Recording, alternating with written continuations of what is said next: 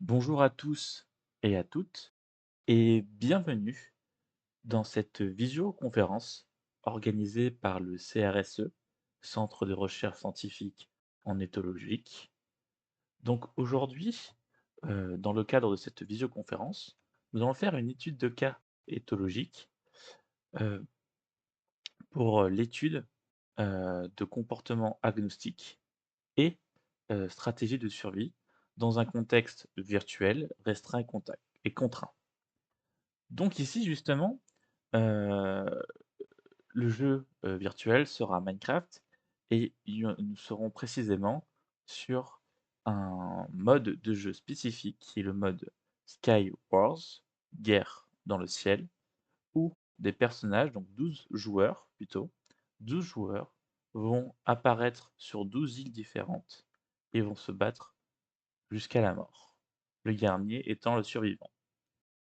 Oui, ce n'est pas très représentatif d'une survie réelle, mais le circuit de récompense influence beaucoup pour se rapprocher de ce mode-là.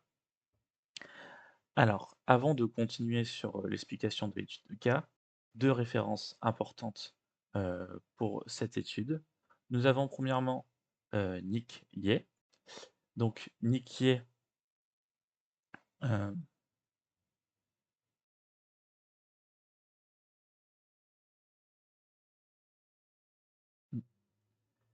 bon, excusez-moi, ça ne marche plus. Ah, voilà.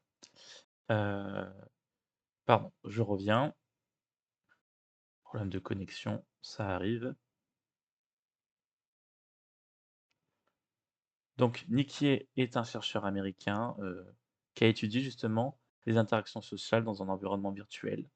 Donc la référence que je ici qui est très importante, c'est, The Proteus Paradox: How Online Games and Virtual World Changes and How They Don't. Ce livre, est un point de référence important dans l'analyse des comportements dans le jeu vidéo et nous avons aussi T.L. Taylor, qui est aussi, une américaine sociologiste et professeure, donc aussi scientifique, qui elle a écrit beaucoup d'ouvrages, dont Play Between Worlds, Raising the Stake et Watch Me Play. Donc ce sont, 2 références, sur lesquelles on va s'appuyer, pour faire cette étude de cas, heu, tout simplement. Alors, premièrement, nous allons expliquer, pour ceux qui ne le savent pas encore, ce que c'est le jeu Minecraft et comment, cela, se gère-t-il. Alors, je vais prendre mon tableau blanc. Voilà. Le jeu Minecraft, c'est tout simplement l'incarnation d'un personnage, donc cubique, qui a plusieurs possibilités. La première étant de poser ou détruire des blocs. La deuxième étant tout simplement d'attaquer avec une arme au corps à corps ou d'attaquer avec des projectiles euh, ou des armes, tout simplement. Il y a aussi quelque chose d'important, à savoir pour cette étude, c'est qu'il va y avoir un équipement, donc une espèce d'armure, qui va beaucoup, beaucoup jouer sur le taux de survie, des joueurs. Voilà. Donc maintenant, ce qu'il faut savoir, c'est le plan, la carte de répartition, d'un Skywars. Il faut savoir qu'il y a au centre de la carte une grande île où se trouve à l'intérieur un équipement qui permet d'augmenter tout simplement, sa résistance lors de combats. Et donc juste pour, continuer, nous avons tout autour les 12 îles. Voilà, je le fais rapidement. Alors, première chose, pourquoi je vous explique cela? Car en fait, il est très important d'arriver le plus vite possible en début, du jeu, dans cette zone. Pourquoi? Car nous savons, après, après un échantillonnage d'environ, 200 parties, qu'un personnage qui a un équipement, heu, donc qui a une armure en fait, venant, de la croix, donc ici, on va dire que ça c'est l'armure, a plus de chances, de survie lors d'un combat qu'un équipement venant d'une île, tout simplement. Donc il faut savoir que la plupart, des joueurs vont donc aller le plus vite possible ici pour, augmenter leurs chances de survie. Donc d'après les stats, heu, que nous et donc l'échantillonnage, nous avons remarqué que le taux de survie augmente d'environ, attendez, je vais prendre le noir, ce sera mieux, 62, 2, ce qui est extrêmement non négligeable. Voilà, 62,2, c'est très non négligeable. Ensuite, il faut savoir aussi quelque chose d'important, c'est que tout simplement, si on fait une courbe suivant le temps, donc là on a le temps, et qu'on regarde le nombre de décès, eh bien on remarque que, si ici on est environ à 5,4 je crois, on remarque que plus le temps augmente et plus le nombre de décès diminue. Ce qui veut dire qu'en début de partie, il y a beaucoup, beaucoup, beaucoup, beaucoup, donc ici, de morts. Un peu moins de la moitié des joueurs meurent au tout début. Et donc, pourquoi ça? Eh bien, je vais vite revenir sur notre petite carte. Pourquoi ça? La réponse est assez simple. C'est que pour accéder à cette zone, il faut faire un pont en cube. Et ce pont en cube, eh bien, vous allez voir, on va expliquer ça de suite, mais c'est pas une chose facile de le faire, pour arriver ici, car il nous rend très vulnérables. Et ce pont en cube, justement, durant ces premières débuts de partie, beaucoup de joueurs vont tomber, heu, dans le vide par, ce premier justement, pont.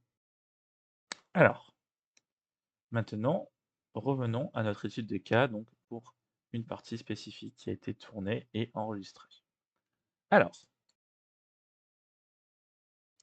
autre chose, bien sûr, que j'ai oublié avant de continuer sur cette étude de cas, c'est que pourquoi l'étude quand même dans un milieu restreint et virtuel, peut être proche, d'un milieu de survie? C'est tout simplement que le jeu vidéo nous procure, des émotions, donc heu, a accès à notre cerveau, limbique, et ce cerveau limbique, il est aussi réactivé dans un contexte de survie. Et donc justement, ce que je voulais vous dire, c'est que, il y a, donc des émotions qui sont provoquées par les jeux vidéo, qui ressemblent aussi donc aux émotions qu'on a dans la vie de tous les jours, qui sont pratiquement les mêmes, et donc qui activent le cerveau limbique et donc permet de faire un très fort rapprochement avec un vrai milieu de survie. Là, par exemple, on a, les sentiments, les émotions, pardon, en rapport avec la frustration de perdre ou de gagner un jeu, tout simplement, ou d'être bloqué. Très bien, donc maintenant on va pouvoir commencer enfin, à notre, étude de cas, donc d'une partie de Skywars. Premièrement, donc nous voyons tous les joueurs qui attendent, et quand la partie commence, hop, les cubes disparaissent et on apparaît sur notre île. Donc ça se passe de manière instantanée. Maintenant on va passer sur notre étude de cas, heu et donc nous avons notre premier joueur ici, qu'on va tout simplement appeler le sujet A, ici. Donc ce joueur, qu'est-ce qu'on remarque déjà avant même que la partie commence? Enfin avant même qu'on observe, ses actions, c'est qu'on va observer un peu son passé. Donc on va avancer un chouïa la vidéo pour avoir un meilleur angle de vue. Voilà. Alors, premièrement, on remarque que son pont est à 2 étages, tandis qu'on voit là-bas que le pont est à un étage. Alors, ceci est extrêmement important. Pourquoi? Il faut savoir que dans les probabilités et les chances de mourir, si on fait un pont du coup totalement horizontal, plus on est loin de notre île de départ, plus on a des chances de tomber. Donc ici, on a le pourcentage de chance de tomber, tout simplement. Comment on peut tomber? Alors c'est pas une erreur, du joueur, c'est que tout simplement, les autres joueurs sur les côtés, donc comme celui-là, peuvent lancer des projectiles pour le faire tomber. D'accord? Donc pour contrer justement cette, courbe, de taux de survie qui diminue, mais du coup du taux de décès qui monte, il y a une chose assez simple, c'est qu'il faut savoir que plus on va, hem, faire des ponts en hauteur et plus nos chances de décès vont diminuer. Donc on va faire comme ça. Ça va diminuer. Donc là, il y a une diminution, du pourcentage. Alors, le graphique n'est peut-être pas très explicite, je vais faire le graphique à côté. Mais en fait, on a une diminution en fonction de la hauteur, tout simplement. Donc, si on résume, plus on est proche, de notre point de départ et plus on a des chances de survivre, plus on est haut de notre point de départ et plus on a des chances de survie. Donc le mieux à faire, c'est tout simplement un pont en escalier. Voilà, tout simplement. Donc ça, c'est pareil, ces données-là, je ne les invente pas. Ça a été une recherche qui a été faite aussi par le CRSE, dans, l'espace restreint du jeu vidéo. Hem, donc c'était pour une autre étude là, c'est un échantillonnage de 400 parties, justement pour comprendre, les différentes, heu, fabrications de ponts et les chances de survie par rapport à ça.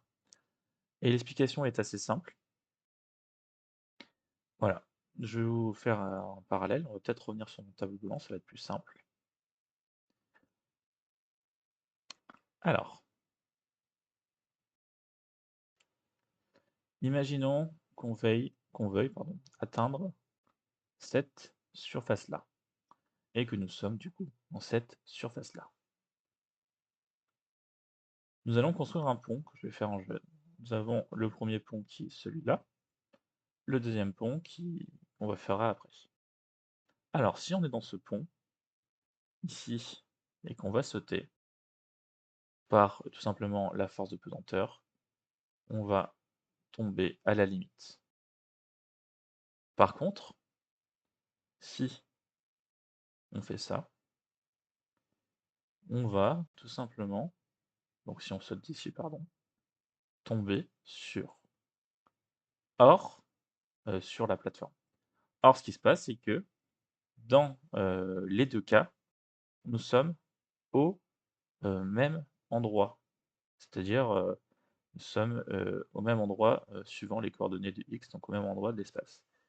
Mais on a juste monté la hauteur, ce qui veut dire que nos chances de survie n'ont pas diminué parce que nous n'avons pas augmenté.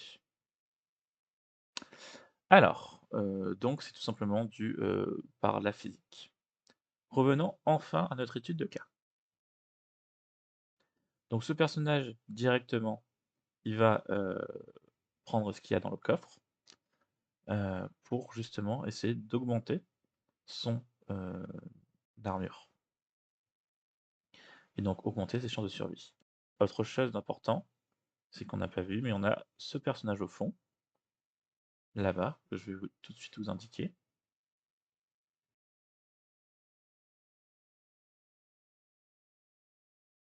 Ici, on a ce personnage-là, qui, lui est justement dans cette, création de pont, qui ne fait pas un pont à 2 étages, c'est possible, il y a juste beaucoup plus de risques. Et il faut savoir du coup que quand il crée le pont, je ne sais pas si vous voyez bien, mais il regarde vers le bas pour construire le pont. Donc il n'a plus accès, il n'a plus, de vision sur ce qui lui arrive là et là. Et donc à tout moment, un joueur pourrait lui lancer un projectile et le faire tomber. Ce qui veut dire que lorsqu'on fait un pont, on est très vulnérable.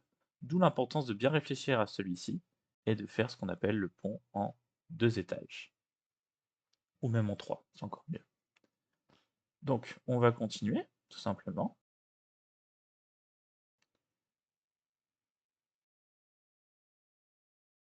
Donc là, déjà, on peut remarquer, on a 2 noms de joueurs, il y a un premier combat qui se crée. Dès qu'on rencontre un joueur, on essaie de l'attaquer et de l'éliminer, car c'est une chance aussi de mourir en étant attaqué par derrière. Là aussi, il y a eu l'élimination d'un joueur qui a, du coup, laissé tomber son équipement et donc là, transition, on passe directement à un combat qu'on puisse analyser. Donc donc là, nous avons, 2 nouveaux sujets. On a le sujet B et le sujet C. C'est parti. Donc ce qui va se passer, c'est que le sujet B justement sujet C a l'avantage sur le sujet B, mais il va utiliser ce qu'on appelle une canne à pêche pour ralentir la venue du, sujet, B. Donc le sujet B, pour rappel, c'est lui. Donc il va le ralentir, pourquoi? Parce qu'il voit qu'il a une arme au corps à corps et donc pour le ralentir, il va utiliser ce qu'on appelle donc, la canne à pêche. Donc il va lancer plusieurs fois la canne à pêche pour, heu, lui infliger des dégâts qui vont l'arrêter rapidement. Ensuite, on voit très bien qu'il a une rotation assez rapide entre sa canne à pêche et son épée, parce que son épée, elle fait des dégâts, contrairement à la canne à pêche. Donc on voit qu'il y a un recul en même temps qu'il y a un combat et donc là, victoire du sujet C. Mais ce qu'on peut voir ici directement, c'est un sujet, D qui arrive, qui lui court dessus. Alors pourquoi le sujet D arrive, à toute allure? Parce que le sujet D justement profite de cet avantage d'avoir perdu, profite de cet avantage pardon, qu'il y a déjà eu un combat entre 2 sujets, donc le B et le C et donc il sait que le sujet C, aura une vitalité qui est beaucoup plus réduite. Donc le sujet D a plus de chances d'éliminer le sujet C. On va le faire ensemble. À votre avis, est-ce que le sujet D va gagner ou le sujet C? Je vous laisse réfléchir 2 secondes, car le sujet D est ascendant, n'oublions pas. Le sujet C vient de faire un combat contre un autre sujet, donc sa vitalité est diminuée. Mais attention, je vais un peu vous aider pour réfléchir à la réponse. Regardez bien,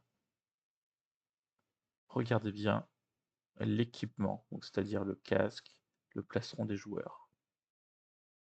Alors, pour ceux qui ne connaissent pas Minecraft, plus c'est métallisé et plus on est résistant.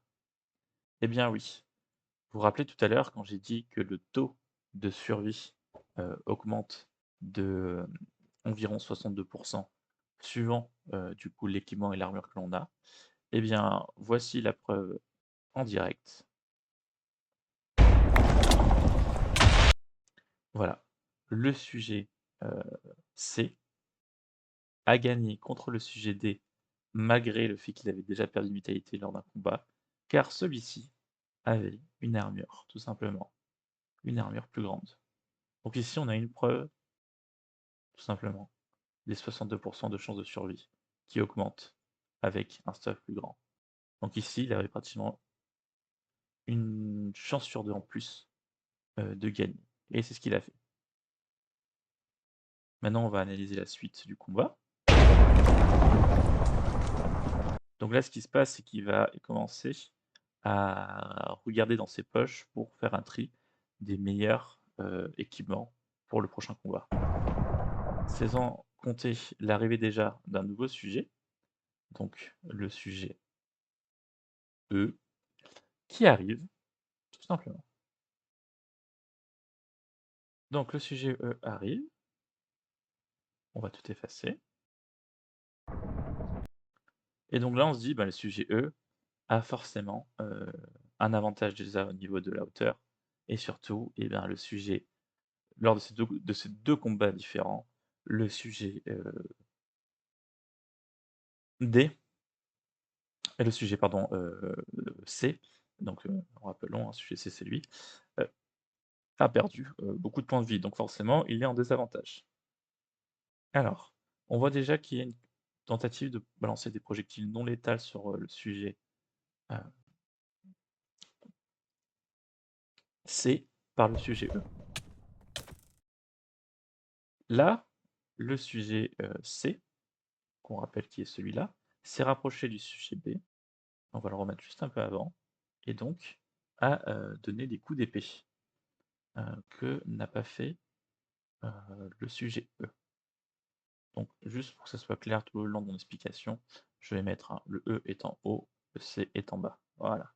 D'ailleurs, pour être encore plus précis, pour être encore plus clair, je viens de trouver une nouvelle technique, c'est que le sujet E, il a le casque bleu, le sujet C a le casque jaune. Voilà, ce sera plus simple pour retenir. Donc, on continue. Donc le sujet, E en avait un avantage, mais on voit qu'il prend du recul. Il prend du recul, on ne sait pas trop pourquoi, mais donc le comportement du sujet, est plutôt, moins dans l'affrontement, mais plus dans le lancement de projectiles. Ce qui va se passer et qui est très intéressant, vous allez voir, c'est que là, il va y avoir une construction de blocs. Les blocs sont très intéressants pour, le système de défense, mais ce qui est très intéressant, c'est que les blocs, le sujet, du coup C, va les mettre derrière lui et pas devant lui. Habituellement, on les met devant pour se protéger justement des projectiles. Or, il va les mettre derrière lui et pour cela, il y a une raison assez simple, c'est que le sujet C va pas se protéger des dégâts du sujet E, mais il va se protéger du recul que lui inflige le sujet E. Regardez bien ce qui va se passer ici.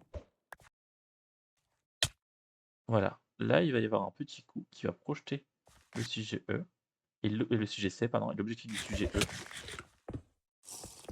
c'est de le projeter dans le vide, en fait. On remarque qu'il n'a aucun dégât et le sujet E le remarque tout de suite lors de la création de ce mur. Il va prendre du recul. Son objectif étant juste de le jeter hors, de la zone pour le faire tomber et l'éliminer, heu et donc pas forcément de l'éliminer, par des dégâts, tout simplement. Donc le sujet C va créer une défense et quand il va voir que le sujet E va reculer, il va tout simplement partir à l'attaque. Exactement ce qui se passe. En fait, le sujet C, qu'est-ce qu'il a remarqué? Il a remarqué que le sujet E n'a rien pour faire des dégâts, il n'a juste des choses pour faire des projectiles. Donc le sujet C a l'avantage. Donc c'est parti pour une espèce de course-poursuite. Le sujet C essaye de se défendre avec ses projectiles, mais il sait qu'il n'a pas du tout l'avantage au corps à corps. Il le tente quand même, mais là, vous voyez, il a perdu des points de vie. Donc on est passé directement sur une course-poursuite. Alors là, quelque chose de très très intéressant, c'est que je vais avancer un tout petit peu. J'ai raté la pause. Ah, attention. C'est quelque chose d'assez précis. Donc ah, presque. Non, attendez.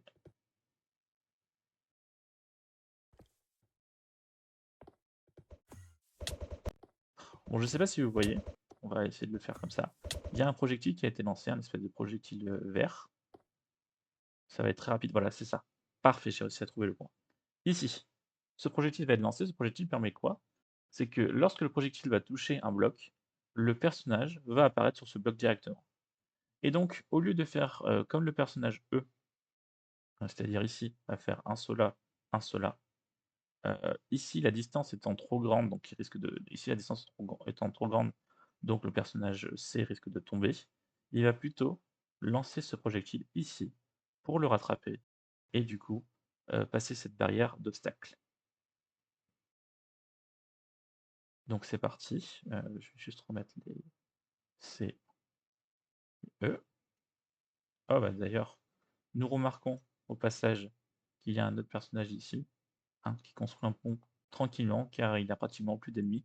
Comme on arrive déjà en fin de partie, le nombre de morts étant proche de 9, il ne reste plus que 3 joueurs, donc en fait nous avons déjà ces 3 joueurs restants. Donc c'est parti, regardons la suite.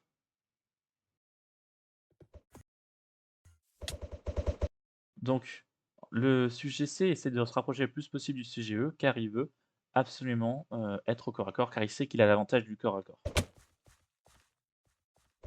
Alors là, nous avons une technique très fascinante. Le sujet C, le sujet E, pardon, le sujet E va prendre un objet, justement, qui, à l'impact, va faire apparaître le joueur. Et il va faire ce qu'on appelle une feinte. Il va, heu, il va feindre la mort, au, sujet, il va feindre sa mort au sujet, C. Comment il va faire? C'est qu'il va faire semblant d'aller se tuer, donc d'aller mourir, de se jeter dans le vide et juste avant, il va lancer, ici on le voit très bien, le projectile pour, réapparaître ailleurs. Ce qui va se passer, c'est que le sujet C va voir le sujet E mourir. On a vraiment l'impression que le sujet E meurt. Mais, le sujet C n'étant pas quelqu'un, ayant l'air d'être un joueur assez aguerri, l'a direct remarqué et s'est retourné. Et la deuxième stratégie, du, sujet E, extrêmement, mais alors extrêmement intéressante, c'est que dans Minecraft, la meilleure défense, c'est de construire des blocs, car elle se construit en un instant et la destruction est plus lente. Donc construire, c'est facile, détruire, c'est difficile, donc on va construire pour protéger, car le temps que l'adversaire le détruit, on a le temps de se préparer. Et donc ce qui va se passer, c'est que en profitant de heu, cette petite stratégie de distraction, le sujet E va tout simplement, se mettre dans une protection, une forteresse. Le sujet C va essayer donc, de trouver un un point d'attaque et une ouverture pour le sujet, C. Il va essayer du coup de prendre de la hauteur pour avoir une meilleure vision des choses et on va remarquer quelque chose de très intéressant, c'est que pendant que le sujet C prend de la hauteur, le sujet E lui prépare une échappatoire en dessous. Ce qui va se passer, c'est que le sujet C va tout simplement prendre, heu essayer de s'enfuir et de prendre, donc, va prendre la fuite.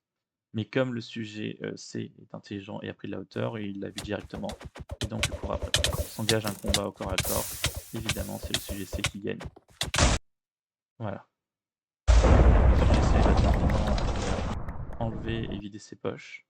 Il restera plus qu'un joueur qu'on a déjà vu. Déjà, on peut supprimer le sujet E. On va l'appeler le joueur, bah, le dernier, hein, donc, le F. Donc le joueur qui était ici, pour rappel. Donc là, ça va petit temps de latence, voilà. Le sujet, alors à votre avis, qui va gagner? Alors là, c'est la question quand même assez facile. Entre un sujet,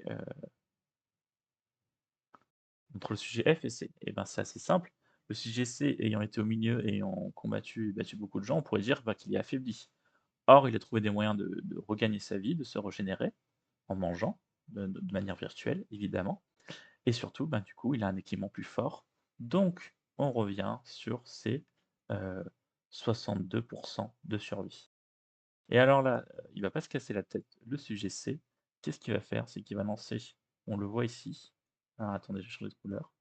On le voit ici, il va lancer un projectile de téléportation. Il va se téléporter ici et pendant que le sujet C était occupé à construire un pont ou à construire un mur pour se protéger du sujet, C qui arrive, et ben, tout simplement,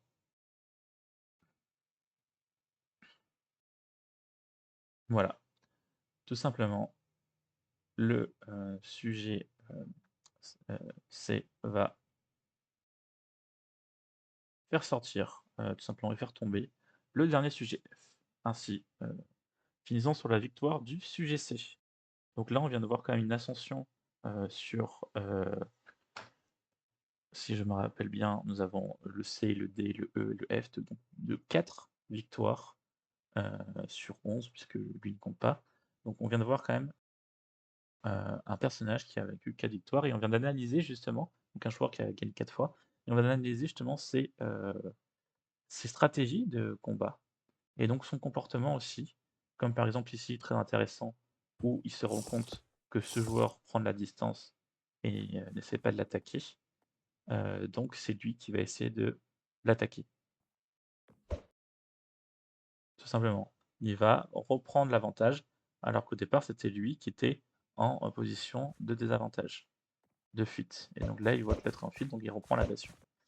On a vu aussi, les techniques, ici, de pont, en quoi c'est important de faire du pont en marche, en étage. Ici, on a vu à quel point on était vulnérable, de tomber dans le vide en faisant un pont. parce qu'on regarde le pont, qu'il fallait aussi bien calculer sa trajectoire. Là, il y a déjà des combats, donc on a vu aussi que dès le début, il y a eu un taux de mort, assez grand, un taux de mortalité très, très grand et enfin, on a eu un combat de ce sujet-là, donc justement, de ce champion, on peut dire, face aux autres. Donc il a tout simplement aux autres joueurs, il a réussi à gagner 2 combats d'affilée car le deuxième joueur n'était pas très bien, heu, préparé au combat et enfin, face à ce sujet, c'est surtout une relation de description et d'analyse du comportement de l'adversaire pour comprendre, nos points forts et nos points faibles afin, d'éliminer celui-ci.